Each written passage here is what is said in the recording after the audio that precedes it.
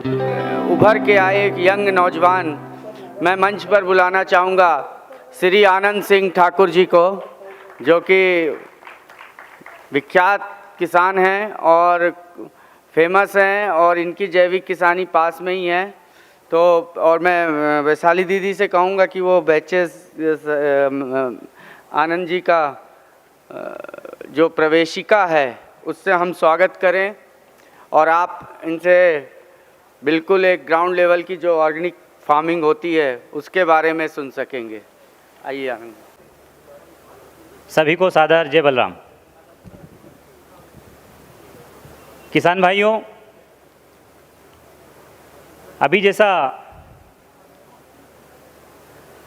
आदरणीय मनोज जी मिश्रा जी ने मेरा परिचय करवाया कि भारतीय किसान संघ के आप मालवा प्रांत के जैविक प्रमुख हैं, तो संगठन में एक दायित्व होता है जैविक प्रमुख। तो मैं चाहता हूं कि भारतीय किसान संघ का एक मोटा परिचय भी आपको मंच के द्वारा प्राप्त हो जाए। बंधुओं, भारतीय किसान संघ किसानों के लिए किसानों द्वारा ही चलाए जाने वाला एक गैर राजनीतिक और राष्ट्रवादी संगठन है। किसान समाज में भारतीय किसान संघ की एक अलग ही पहचान है। भारतीय किसान संघ 3 प्रकार के कार्य करता है। पहला है संगठनात्मक, दूसरा है आंदोलनात्मक और तीसरा है रचनात्मक। 3 प्रकार के कार्यों में भारतीय किसान संघ क्या क्या करता है, मैं संगठन का परिचय इसलिए करवा रहा हूं क्योंकि संगठन के माध्यम से ही मैंने जैविक खेती प्रारंभ की और संगठन से जुड़ने के बाद ही प्रारंभ की, क्योंकि मेरी प्रेरणा जो है संगठन ही है। तो इसलिए एक मोटा परिचय भारतीय किसान संघ का आपको मिले। संगठनात्मक, संगठन को मजबूत करने के लिए सदस्यता अभियान करना। दूसरा आंदोलनात्मक, किसानों की समस्या, जो भी वर्तमान में समस्याएं आती है उन समस्याओं पर किसानों के साथ मिलकर आंदोलन करना। और तीसरा सबसे महत्वपूर्ण कार्य जो होता है भारतीय किसान संघ का रचनात्मक। किसान भाइयों, रचनात्मक कार्य जिसमें कई प्रकार के कार्य आते हैं, जैसे जैविक खेती, पर्यावरण, जल संवर्धन, स्वच्छता, गोपालन करना, जैविक खेती करना, ये बहुत सारे उसमें इतने विषय हैं कि उनको गिनते गिनते अपन जो है थक सकते हैं। उसी रचनात्मक कार्य में जैविक कृषि जो है उसी से प्रेरणा लेकर मैं सन 1999 में भारतीय किसान संघ से जुड़ा। उस समय किसान संघ बहुत छोटा था, उसका नाम बहुत छोटा था, लेकिन धीरे धीरे किसान संघ आज युवा अवस्था में आ गया है। और जब मैंने पढ़ाई ख़त्म करने के बाद में एक इच्छा होती है कि नौकरी करेंगे, तो लगभग 2 साल मैंने प्राइवेट जॉब करी, क्योंकि घर पर 17 एकड़ ज़मीन थी।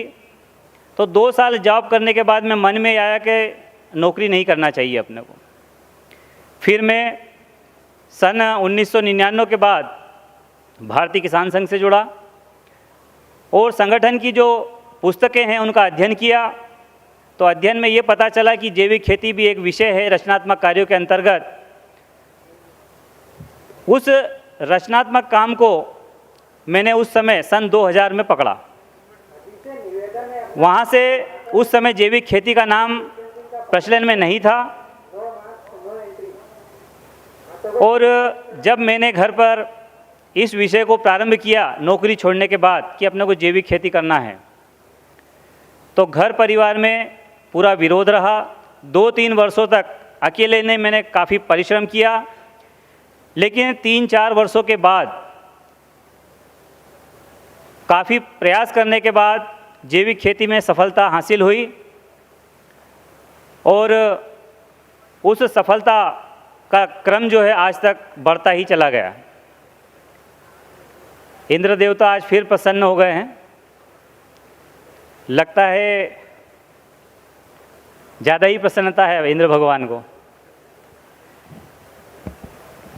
तो संगठन के बारे में मैं बता रहा था कि आज जो हम जैविक खेती का परिदृश्य समाज में देख रहे हैं, ये कोई अचानक बगैर प्रेरणा से किसान जैविक खेती नहीं कर रहे हैं। भारतीय किसान संघ ने 2018-19 में एक रथ यात्रा निकाली थी, जहर मुक्त खेती, रसायन मुक्त खेती और जहर मुक्त किसान।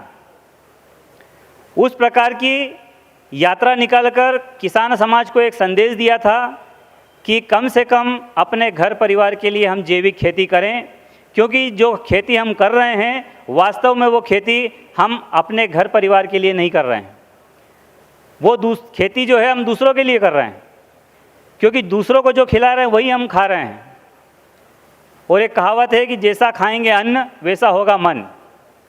तो किसान भाइयों, भारतीय किसान संघ ने रचनात्मक कार्यों के द्वारा समाज में एक ऐसा विषय छेड़ा जिसके माध्यम से ये एक छोटा सा पौधा आज हम देख रहे हैं एक वृक्ष का रूप ले रहा है।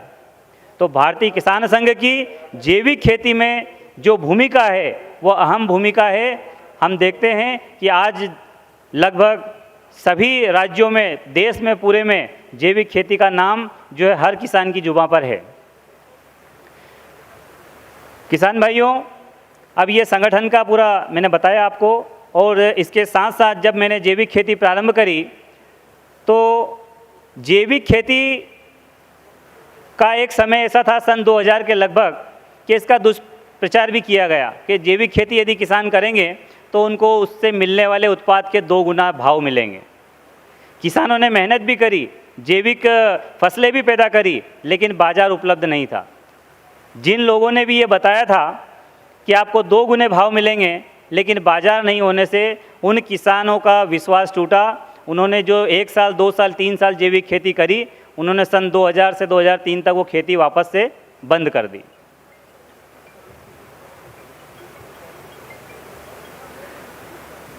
तो एक दुष्प्रचार के कारण वो खेती वापस बंद हो गई। लेकिन मैंने जो खेती प्रारंभ करी उसके 2 तरीके हैं।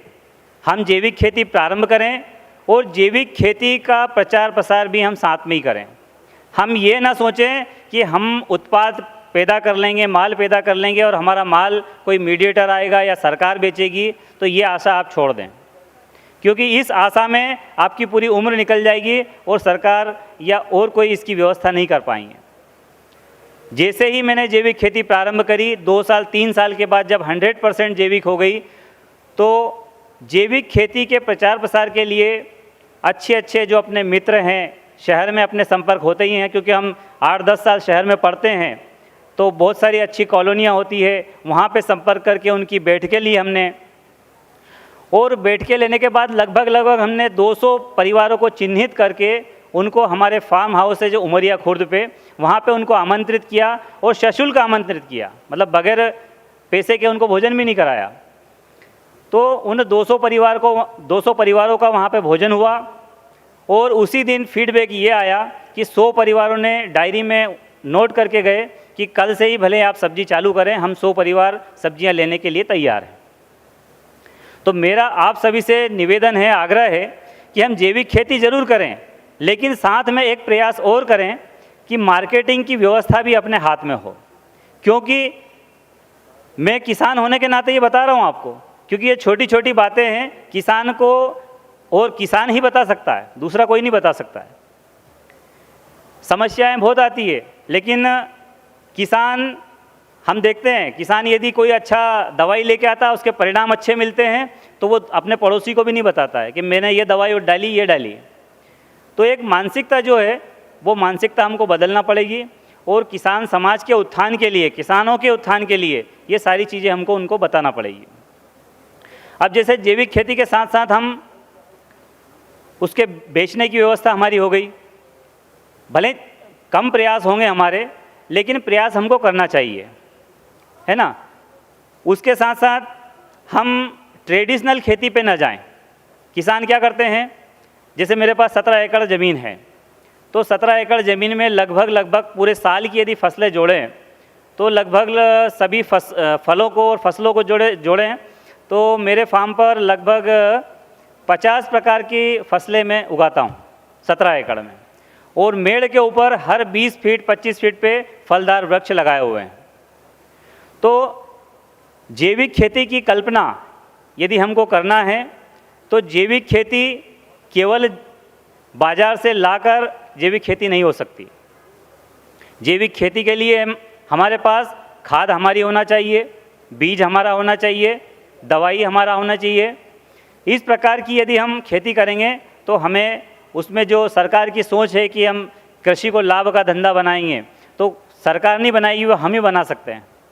लागत को भी हम कम कर सकते हैं और अपनी फसल का दाम भी हम तय कर सकते हैं। इस प्रकार से यदि हम जैविक खेती करेंगे तो हमें सफलता हासिल होगी। दूसरा मेरा विषय ये था कि जीव आधारित खेती है, क्योंकि सेशन ये चौथा दिन है। अनेक वक्ताओं ने खाद के बारे में, बीज के बारे में, दवाओं के बारे में बताया है। भाई खाद में हम क्या क्या बना सकते हैं। अच्छी पकी हुई देसी गोबर की खाद का हम इस्तेमाल कर सकते हैं, और खाद को कभी भी गर्मी के मौसम में नहीं डालना।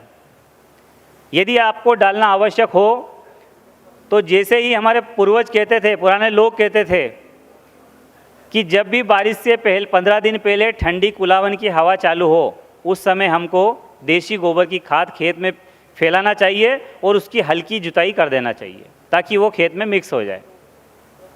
अब हम करते क्या हैं, मार्च अप्रैल का महीना भयंकर गर्मी होती है और हमारा खाद भी वैसे ही कचरे वाला, जिसमें बहुत प्रकार के बीज रहते हैं। हम सोचते हैं कि अप्रैल और मई में शादियां आएगी और मार्च अप्रैल में पूरा खाद उठा के खेतों में फेंक आते हैं, और बहुत से ऐसे महान किसान भी मैंने देखे हैं कि वो फेंक के, वो फैला के आ जाते हैं, उस खेत को बखरने भी नहीं जाते हैं। बोला खाद डाल दिया, पूरा खाद हमने निपटा दिया। वो खाद को आपने क्या निपटाया, वो खाद ने आपको ही निपटा दिया। हम सोचते हैं कि यार गोबर का खाद डाला हमने, हमको उत्पादन नहीं आया, सोयाबीन नहीं पकी, सारे प्रश्न हम करते हैं। तो इन छोटी छोटी चीज़ों का हमको ध्यान रखना आवश्यक है। खाद में हम देशी खाद बना सकते हैं, नाडेप खाद हम बना सकते हैं, केचुआ खाद हम बना सकते हैं। फिर उसके अलावा एक पानी के साथ बहाने के लिए मटका खाद बनती है जिसको जीवामृत बोलते हैं, तो वो खाद हम बना सकते हैं। दवाई में, क्योंकि यहाँ पर विस्तृत चर्चा हो गई, अलग अलग चीज़ एक एक विषय बताने की आवश्यकता नहीं है। दवाई में हमारे पास सबसे अच्छा देसी गाय का गोमूत्र है। फिर छाछ का हम 2 प्रकार से उपयोग कर सकते हैं। यदि किसी फसल में हमको टॉनिक की आवश्यकता है तो ताज़ी छाछ का उपयोग हम एक पंप में 1 लीटर करेंगे तो हम टॉनिक की पूर्ति कर सकते हैं। पुरानी 21 दिन पुरानी छाछ, जिसमें हम एक तांबे का लोटा या तांबे का टुकड़ा डालकर, जैसे हम ब्लू कॉपर वगैरह खरीदते हैं मार्केट से फसल को मजबूत बनाने के लिए, तो छाछ में हम किसी भी प्रकार का एक तांबे का टुकड़ा डाल के तांबा युक्त छाछ का हम स्प्रे कर सकते हैं। फिर 5 पत्ती 10 पत्ती जो जानवर नहीं खाते हैं उन पत्तियों का हम अर्क बना सकते हैं। आजकल मार्केट में अच्छे क्वालिटी के नीम ऑयल, करंज ऑयल ये आने लग गए हैं, तेल आने लग गए हैं, हम उसका भी कुछ मात्रा में उपयोग कर सकते हैं। तो खाद हो गई, दवाई हो गई, फिर बीज, क्योंकि ये 3 चीज़ें ऐसी है, खाद बीज दवाई, जिसमें किसान का पूरा पैसा चला जाता है। जितनी पूंजी किसान इकट्ठी करता है वो इन तीनों चीज़ों में लगा देता है, और यदि आने वाली फसल प्राकृतिक रूप से या किसी कारण से खराब होती है तो किसान की अर्थव्यवस्था पूरी खराब हो जाती है। अब इसके बाद में जैविक खेती के जो आधार हैं, हमको जैविक खेती में क्या क्या चीज़ें लग रही है, तो एक तो हमारे लिए जैविक खेती में खाद के लिए, दवाई के लिए देशी गौ माता का होना आवश्यक है। फिर ऐसे पेड़ होना चाहिए जिसकी हम दवाई बना सकें, तो साथ ही साथ गोपालन भी हो, वृक्षारोपण भी हो और जल संवर्धन की बात भी हो। क्योंकि वृक्षारोपण होगा तो बारिश अच्छी होगी, पानी की जो इंद्र देवता है वो बारिश अच्छी करेंगे। तो ये तीनों चीज़ें एक साथ चलने वाली है। यदि हम सोचें केवल जैविक खेती कर लें और वृक्ष ना लगाएं या पानी को ना रोकें तो ये संभव नहीं है। ये तीनों चीज़ें एक साथ चलने वाली है और इन तीनों चीज़ों को हमको करना पड़ेगा। दूसरा क्या होता है कि हम किसान ये सोचते हैं, जैसे मैंने देखा है बहुत सी कार पे या मोटरसाइकिल पे लिखा रहता है कि लसन माता की देन। अच्छा है कि लसन के कारण उन्होंने वाहन खरीदा, लेकिन हम एकल फसल पद्धति को हमको छोड़ना पड़ेगा, क्योंकि इससे नुकसान होता है। आज हम देखते हैं मौसम किस करवट चला जाता है, तुरंत हम उसका अंदाज़ा नहीं लगा सकते। तो पुराने जो लोग हैं वो अपने खेत में सभी प्रकार की सीजनेबल सब्जियां, अनाज, दालें, सबकी व्यवस्था उनके पास होती थी और सब लगाते थे। यदि एक फसल खराब भी होती थी तो उनका वर्ष जो है खराब नहीं जाता था। तो इस प्रकार से हम बहुत सारी फसल लगाएं, सब्जियां लगाएं। और भारतीय किसान संघ ने तो यहाँ तक कहा है कि यदि किसान के पास ज़मीन है तो वो कम से कम अपने घर परिवार के लिए 1 एकड़ 2 एकड़ में अपने लिए अनाज, दाल, सब्जियां ये पैदा करके खाए। क्योंकि हम जब अन्न पैदा कर रहे हैं तो हम जहर क्यों खाएं, ये एक हमारी मानसिकता होना चाहिए। दूसरा विषय, जब हम बहुत सारे जैसे गेहूं पैदा कर लेते हैं, गेहूं पैदा करने के बाद में उसकी सफाई ग्रेडिंग भी हम नहीं करते हैं। जैसे ही हार्वेस्टर से या मशीन थ्रेशर से गेहूं निकाला, सीधा हम मंडी भेज देते हैं। तो किसानों को ये चाहिए कि हम उस गेहूं की ग्रेडिंग करें, उसकी सफाई करें। और जैविक में ये मैंने पूरा एक इसका जो बायोलॉजी है वो मैंने बना के चला हूँ कि केवल अपने को गेहूं नहीं बेचना है, गेहूं और अन्य जो फसलें हैं उनके वैल्यू एडेड प्रोडक्ट बना के हमको बेचना चाहिए, तभी तो हम लाभ में आएंगे। यदि हम 2000 रुपये किलो 2000 रुपये क्विंटल गेहूं ही बेचते रहे तो हमारा भविष्य उज्जवल नहीं है। आज की तारीख में नवीन चंदोसी गेहूं मैं बोता हूं और सारा गेहूं बुकिंग रहता है और उसका भाव आप सुनेंगे तो 5000 रुपये क्विंटल उसका रेट है। क्यों है?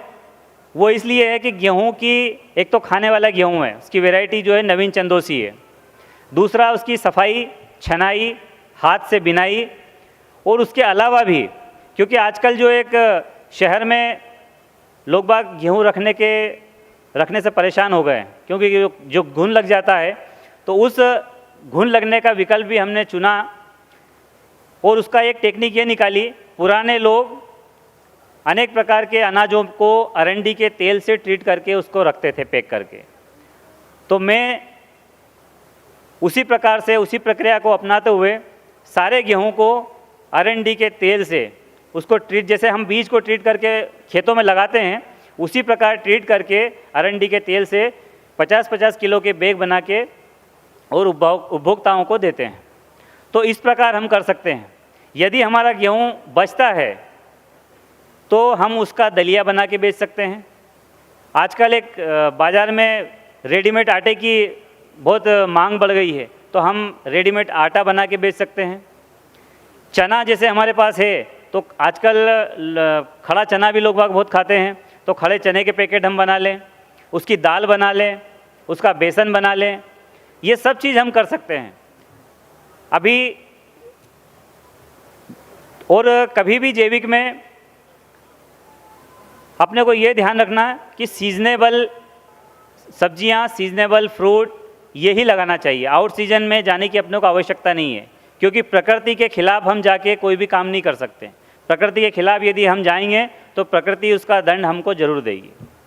हम देख रहे हैं कि ये जो अभी बारिश हो रही ये भी प्रकृति का ही दंड है। तो इस प्रकार से हम जैसे हल्दी लगा सकते हैं, हल्दी का पाउडर बना के बेच सकते हैं। ऐसी अनेक फसलें हैं जिसको वैल्यू एडेड करके हम और मार्केट में बेच सकते हैं। अब इसके लिए आवश्यक चीज़ें क्या है? भाई आपने जैविक खेती करी तो सबसे पहले आप 3 साल यदि आपको जैविक खेती करते हुए हो गए हैं तो सबसे पहले आप ऑनलाइन रजिस्ट्रेशन करवा दीजिए जैविक खेती का, जिसको जैविक प्रमाणीकरण बोलते हैं, वो आपका हो जाएगा। उसके बाद में जब आप वैल्यू एडेड प्रोडक्ट तैयार करेंगे, गेहूं का दलिया बनाएंगे, आटा बनाएंगे, या हल्दी पाउडर बनाएंगे, या चना दाल बनाएंगे, या बेसन बनाएंगे, तो यदि किसी चीज़ को हम किसी भी प्लास्टिक में, पॉलीथीन में पैक करते हैं तो उसके लिए जो निर्माता है उसको फूड लाइसेंस लगता है, क्योंकि वो उसकी जिम्मेदारी है कि भाई कल से कुछ हुआ तो जिम्मेदारी वो बनाने वाले की। तो इसलिए उसको फसाई नंबर बोलते हैं, FSSI। वो एक लाइसेंस ऑनलाइन वो भी हो जाता है। तो हम उस ऑनलाइन लाइसेंस को लेके और अच्छे से बढ़िया उसका कोई नाम रख के अपने फार्म का और अपने उत्पाद का जैविक प्रमाणीकरण हो गया और फूड लाइसेंस हो गया। उसके बाद में आप अपनी चीज़ों को पैकिंग करके मार्केट में कहीं भी बेच सकते हैं, क्योंकि फूड लाइसेंस इसलिए ज़रूरी है, सरकार की बाध्यता है उसमें। तो इस प्रकार का काम हमको करना चाहिए। अब जैविक खेती के बारे में कुछ जो मेरे निजी अनुभव हैं, उससे क्या क्या फ़ायदे हुए मुझे, वो भी मैं आपके बीच में रखना चाहूँगा। पहला फ़ायदा तो ये हुआ कि भाई जब कभी पेड़ लगाने से पहला फ़ायदा ये है कि जब ज़्यादा ठंड गिरती है, पाला गिरता है, तो मेड़ों पर पेड़ होने के कारण आजू बाजू के किसानों की फसलें जल जाती है, हमारी फसलें नहीं जलती है। तो पहला फ़ायदा तो ये हो गया। दूसरा, पेड़ों के होने से जो पत्तियाँ झड़ती है, वो पत्तियाँ खेत में हवा से इधर उधर फैल के, और पत्तियों का जो खाद बनता है उसको गलने के बाद वो पत्तियों का कार्बन बनता है, जो भूमि का भोजन होता है। वो अगर कार्बन अच्छा है खेत में आपका, तो ही धरती माता आपको अन्न पैदा करके दे सकती है। तो इस प्रकार से पेड़ लगाने से एक तो फसल बची अपनी, खेतों को कार्बन मिला। दूसरा, जब हम जैविक के पहले रासायनिक करते थे तो जो गेहूँ 6 पानी 7 पानी में गेहूँ पकने में लगता था, वही गेहूँ आज जो है 3 से 4 पानी में पक जाता है। तो 2 से 3 पानी की हमारी बचत हो गई। तीसरा, ज़मीन में जब हम जैविक खाद डालेंगे तो ज़मीन में केंचुओं की संख्या बढ़ेगी, मित्र जीवों की संख्या बढ़ेगी। तो ज़मीन की पानी को रोकने की, पानी को ग्रहण करने की, उसको ज़मीन के अंदर उतारने की क्षमता बढ़ती है। तो हमारा वाटर लेवल बढ़ेगा। तीसरा, एक मेरा प्रश्न है कि हम खेत में आलू कितने समय तक रख सकते हैं पकने के बाद? कोई बता सकता है किसान भाई कि खेत में आलू हम, मतलब ये 2 महीने की फसल होती है, 2 महीने बाद पानी बंद हो जाता है आलू का, लेकिन उसको निकालने तक कितने महीने हम रख सकते हैं? कोई बता सकता है? खेत में कितने समय रख सकते हैं? 3 महीने, 4 महीने? हाँ, खेत के अंदर ही, हाँ ज़मीन में ही, जैसे बोया है वैसा का वैसा ही 4 महीने रख सकते हैं ज़्यादा से ज़्यादा। लेकिन मैंने अपने खेत में 6 महीने आलू को खेत में रखा है। मान सकते हैं आप? 6 महीने। वो इसलिए रखा क्योंकि आज से 6 साल पहले, जैसे इस बार आलू के रेट डाउन गए हैं, 8 रुपये 7 रुपये चले गए, 10 रुपये चले गए, वैसे उस समय चले गए थे। तो मैंने एक विचार किया, मैं खेत में गया और मैंने आलू की खुदाई करी हाथ से। तो मुझे वहाँ पे बहुत अच्छी ठंडी मिट्टी मिली, नमी मिली। तो मैंने देखा कि अपना आलू अभी रुक सकता है खेतों में। तो मैंने उस आलू को खेत में ही रखा। यदि हम उसको निकाल के कोल्ड स्टोर में रखते तो एक अलग से हमारा चार्ज लगता, एक्स्ट्रा चार्ज लग जाता, क्योंकि वो आलू अपने को बेचना था मार्केट में। तो 6 महीने बाद, और उसी समय एक विदेश का दल ऑर्गेनिक खेती देखने आया था, वो अपने फार्म पर आया और मैंने उनको खोद के दिखाया। तो उन्होंने आश्चर्य किया कि यार 6 महीने तो हमने किसी के खेत में आलू नहीं देखा। तो 6 महीने में हमने आलू निकाला। उसका ये परिणाम रहा कि वो आलू केवल जो उसका एक वाइट कलर होता है, हल्का सा थोड़ा लाल रंग हो गया था उसका, लेकिन आलू ख़राब नहीं हुआ, सड़ा नहीं, कुछ भी नहीं हुआ। तो ये जैविक खेती के फ़ायदे हैं। दूसरा, ये तो खेती में हो गए। अब खेती के अलावा अपने परिवार को स्वास्थ्य का लाभ क्या मिला, वो भी मिला हमको, तो वो भी मैं बताना चाहूँगा। इसमें क्या होता है, आपने चिकनगुनिया का नाम सुना होगा। हमारे गांव में भी प्रत्येक घर में किसी न किसी को चिकनगुनिया हुआ, क्योंकि हम कई वर्षों से जैविक खेती से उत्पादित सब्जियां, अनाज, दाल सब का सेवन कर रहे थे। तो ये हो सकता है ईश्वर की कृपा हो या उस जैविक अन्न की कृपा हो कि हमारे घर में हमारा जो परिवार है वो 10 लोगों का परिवार है, तो बच्चे से लेके बड़े तक किसी को भी साधारण बुखार भी नहीं आया, चिकनगुनिया तो दूर की बात। तो ये एक सबसे अच्छा उदाहरण है। और ख़ुद हमारे बाबूजी को सन 2000 के पहले उनको अस्थमा यानी दमा जो बोलते हैं वो इतना ख़तरनाक हो गया था कि डॉक्टर के पास एलोपैथिक दवाई में उनका इलाज बंद होकर दिया उन्होंने। लास्ट में आके उन्होंने, डॉक्टर साहब ने वो पंप दे दिया कि आप केवल जब भी सांस चले ये पंप की सांस लें और आराम करें। हमने सारा प्रयास करने के बाद हम थक हार गए। फिर उसके बाद ये मन में आया कि हम बाबूजी का जो है बाहर का खाना पीना सब बंद करके जो अपने घर का है वो हमने चालू किया। आप मानोगे नहीं, आज की तारीख में, और जब वो बीमार थे उस समय मात्र उनका 29 किलो वज़न बचा था। हमको उनको लेट बात के लिए भी पकड़ के ले जाना पड़ता था, लेकिन आज की तारीख में वो मेरे से ज़्यादा काम करते हैं। 72 साल की उनकी उम्र है। उनका जो अस्थमा है, दमा है, पूरी तरीके से समाप्त हो गया, जबकि एलोपैथिक में डॉक्टर ने बोल दिया कि यह कभी ख़त्म नहीं होगा। तो जैविक के ये चमत्कार हमने देखे हैं और इसको अनुभव भी किया है। मैं जो चीज़ें आपको बता रहा हूँ ये हवा में लठ घुमाने वाली बात नहीं है। जितनी भी प्रोडक्ट हैं, जैसे मैंने गेहूं का भाव बताया, हल्दी का पाउडर में बनाता हूँ, चने की दाल में बनाता हूँ, बेसन बनाते हैं, आटा बनाते हैं, मतलब बहुत सारे वैल्यू एडेड प्रोडक्ट बना के बेचते हैं। तभी हमारी खेती बचेगी और तभी हम किसान लोग जो है संपन्न हो सकते हैं। क्योंकि आज की जो खेती है बहुत महंगी खेती हो गई है। यदि हम ये सोच लें कि हम मार्केट से जैविक प्रोडक्ट लाके और जैविक खेती करेंगे तो वो भी संभव नहीं है। तो इस प्रकार की खेती हम करें। साथ ही आज हम देखते हैं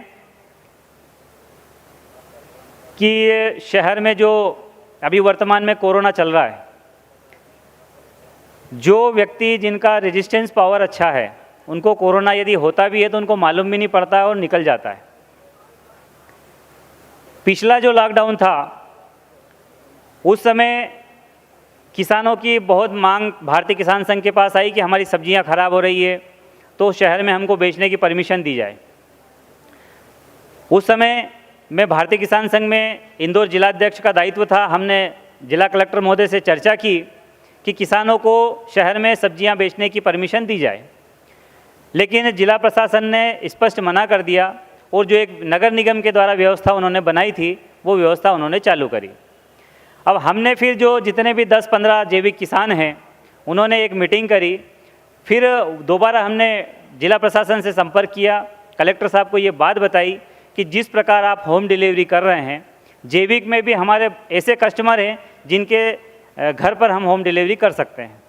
तो उन्होंने मुझे धन्यवाद दिया और सभी 12-15 लोगों को ऑर्गेनिक सब्जियां घर घर डिलीवरी करने की परमिशन दी। और पिछले लॉकडाउन में लगभग 3 महीने हम 12-15 जैविक किसानों ने पूरे इंदौर शहर के लोगों को जैविक सब्जियां उपलब्ध कराई, घर घर जाकर उपलब्ध कराई।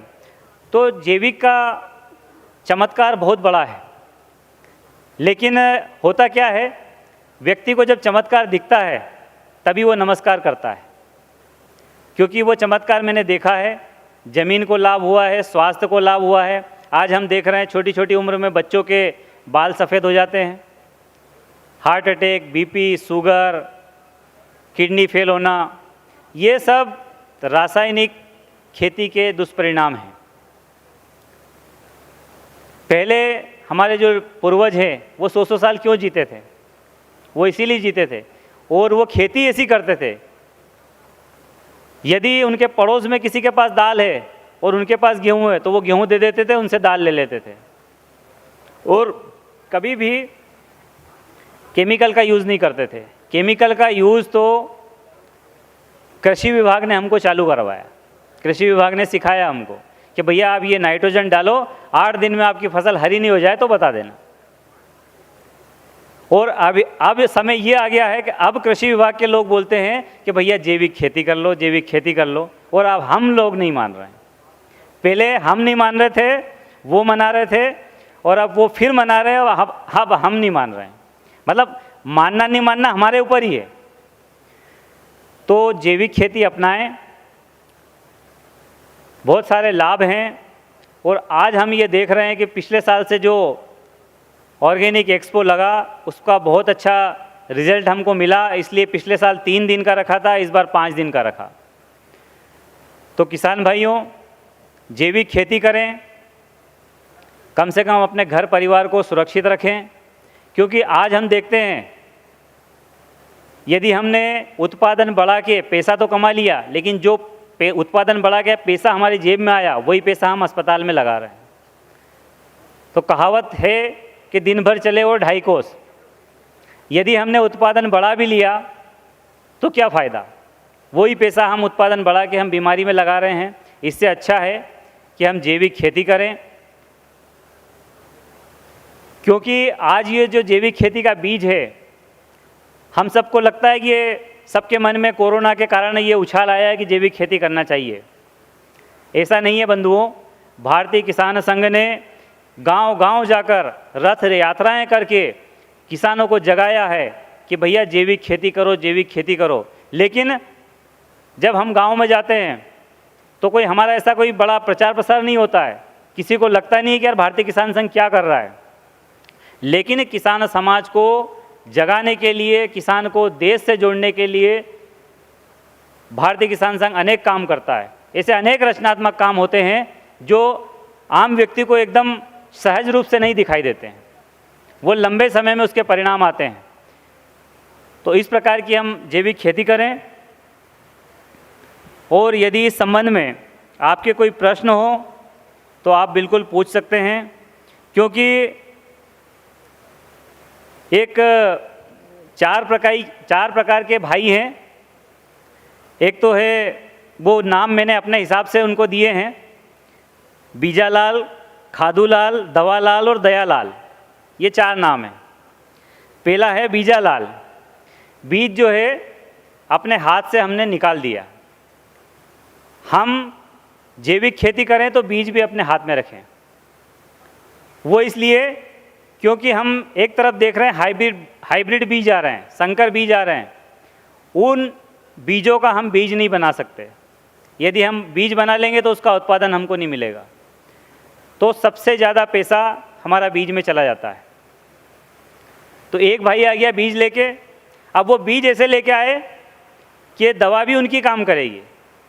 तो दूसरा भाई तैयार हो गया, भैया आपने बीज दे दिया किसान को, तो अब दवा भी आप बीज ऐसा बनाओ कि मेरी दवा से ही उसकी इल्लियाँ मरे। तो वो भाई आ गया दूसरा दवाई लेके।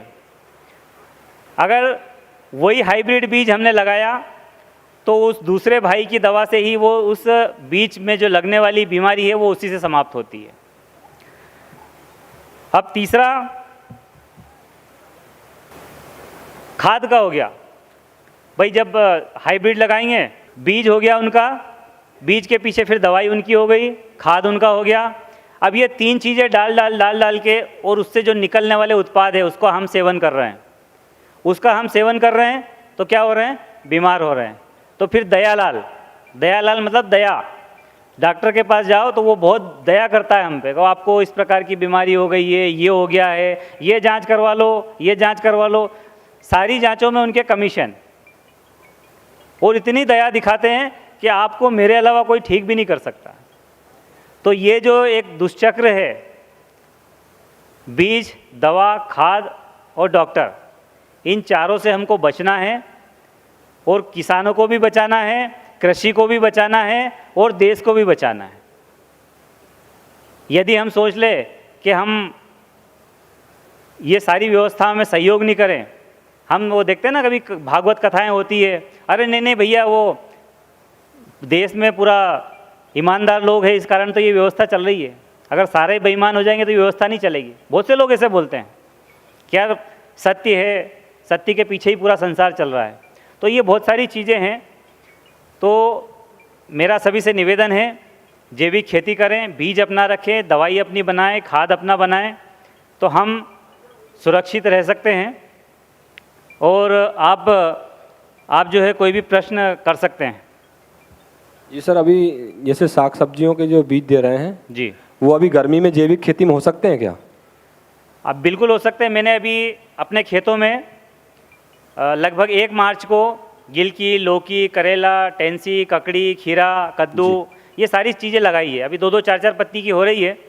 तो अपन जो सीज़न है उसी के अनुरूप चलें तो हमारी फसलें भी अच्छी होगी और हमको उत्पादन भी अच्छा मिलेगा। जैसे सर आपने बताया जी, कि हम 50 किलो की गेहूं की जो है कट्टी रहती है, उसमें जो है आप अरंडी का तेल मिलाते हैं और उसको जो है पैक करके और रख देते हैं, जी। तो वो कब तक खराब नहीं होता है? देखिए उसका बैग का भी रखने का समय है। जी, बैग में हम जब तक बारिश नहीं आती जब तक तो बैग में ही रखते हैं। ठीक है। लेकिन जब ज़्यादा बारिश चालू हो जाती है जी। तो उसको किसी भी टंकी में, कोठी में एयर टाइट करके आप भर दो, उसमें कुछ नहीं डालना है। ठीक है। तो वो मात्रा कितनी रहेगी ऑयल की? ये जैसे एक अपन क्विंटल मिक्सी पे करते हैं। 1 क्विंटल पे 200 से 250 ग्राम। 200 से 250 ग्राम। हाँ, 1 क्विंटल के पीछे 200 से 250 ग्राम अरंडी का तेल लगता है। जी जी।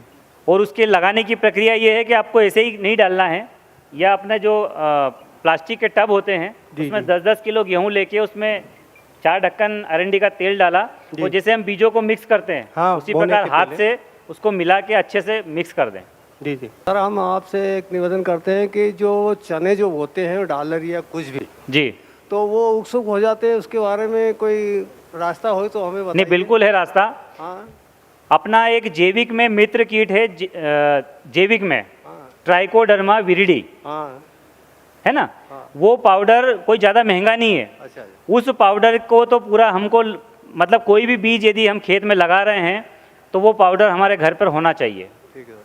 है ना। कोई भी बीज बगैर ट्रीट करके नहीं बोना चाहिए। हाँ, और क्योंकि हम देखते हैं हमारे जब बच्चे होते हैं तो छोटे छोटे बचपन में उनको सारे टीके लग जाते हैं। हाँ। लेकिन हम क्या करते हैं, वो जब बारिश होती है तो बुआई के समय हम वो उस बीज को उपचारित करना हम भूल जाते हैं। वो ट्रैक्टर वाला आ गया, बोले नहीं नहीं भैया मेरे पास समय नहीं है, आप तो ऐसे ही डाल दो और बो दो। नहीं सर, तो पर- आप जब ये ट्राइकोडर्मा का यूज़ करेंगे हाँ। तो ट्राइकोडर्मा एक ऐसी जैव फफूंद है जो नुकसानदायक फफूंद है, उसको खाती है ना। ठीक है सर। उस नुकसान से हमको बचाएगी और हमारे पौधों को स्वस्थ रखेगी। सर एक बात और भी है कि जो आम जो लगाए हमने, उस आम वो आपको ऑटोमेटिक सूख जाते हैं, इसका कारण क्या है? आम सूखने का हाँ वो इसके बारे में डॉक्टर साहब बताएंगे आपको, क्योंकि इनका विषय है हाँ। तो वो अच्छे से बता सकते हैं। ठीक, लेकिन सर। अभी एक ये भारी मिट्टी है क्या आपकी? हाँ भारी मिट्टी है सर। हाँ, भारी मिट्टी में आम में एक समस्या आती है। हाँ। लेकिन आप थोड़ा उसमें ये कर सकते हैं कि उसको पानी के साथ ताज़ी छाछ, जैसे एक पौधा बड़ा है तो उसमें 1-2 लीटर और 15-20 लीटर पानी में 1-2 लीटर ताज़ी छाछ डाल के, और पेड़ के आसपास, मतलब एकदम नज़दीक नहीं, उससे थोड़ा 1-8 फीट दूर उसकी ड्रेंचिंग कर दें आप, ठीक है सर। है ना। ठीक है, मैं ठाकुर समेट साहब, देता हूँ पूरा। ठाकुर साहब एक थोड़ा जी। सा एक निवेदन था।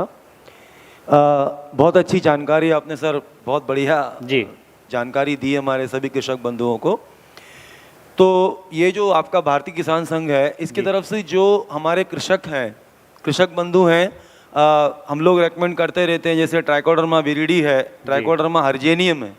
जो फिजेरियम विल्ट है उसके लिए तो हम ट्राइकोडर्मा विरिडी यूज़ करेंगे, लेकिन जो फिजेरियम नहीं है, जैसे राइजेक्टोनिया है या स्केरोलोशियम है, जी। इसके लिए हम ट्राइकोडर्मा हर्जेनियम जो है उससे हम उपयोग कर सकते हैं।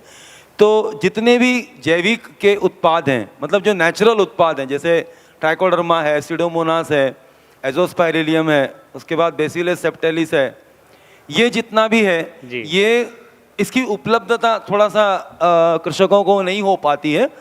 तो वो अगर हम इसकी उपलब्धता किसानों को हो जाए, कई बार क्या होता है, हम लोग वेस्ट डिकम्पोज़र बताते हैं किसानों को कि जैसे वेस्ट डिकम्पोज़र हम जब बनाते हैं, क्योंकि जैविक में 2 चीज़ें हैं, जो जीवामृत आपने बताया साहब जी। कि जीवामृत तो हम ग्रैंड ग्रोथ स्टेज तक देते हैं, लेकिन जब फसल रिप्रोडक्टिव फेज में है, उसकी जब फूल या वो सब आने लगते तब अपन शायद वेस्ट डिकम्पोज़र यूज़ करते हैं। तो ये कभी कभी क्या होता, उपलब्ध नहीं हो पाते किसानों के पास। तो मेरा ये विनम्र निवेदन है, एज ए एग्रोनॉमी से निवेदन है कि ये इन सब उत्पादकों को किसानों तक आसानी से उपलब्ध हो, जिससे कि वो किसान रासायनिक को बिल्कुल भूलता जाए। बिल्कुल ये सोचे कि उसको 100% करना यही है, जैविक ही करना है। तो यही आपसे एक निवेदन था। तो बस इसीलिए मैंने आपसे, लेकिन ठीक, आपके उद्बोधन के लिए बहुत बहुत धन्यवाद जी।